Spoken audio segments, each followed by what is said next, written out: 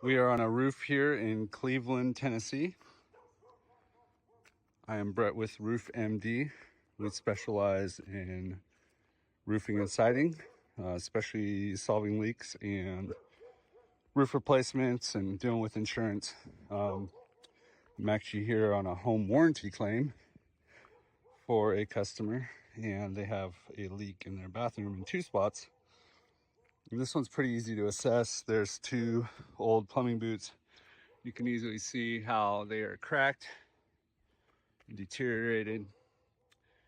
And those are made out of rubber, and so they deteriorate just sitting in the sun, and they usually will not last as long as the roof will. So if you just get your roof installed and forget it, and don't have anyone do maintenance on it or check it out once in a while, and you just wait till the next time you need a new roof, chances are your plumbing boots are going to be badly damaged and likely to cause leaks before that roof is ready to go, because they just don't last as long as a roof does. So we recommend having inspections done every 5 to 10 years, and those are the kind of things that you would want to have replaced more frequently than your roof. Other things to consider is just like resealing nails in your ridge caps.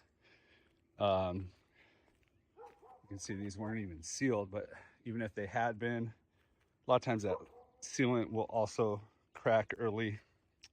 Doesn't last as long as a roof. So just little basic maintenance stuff. Let's see, down there is another boot that's torn.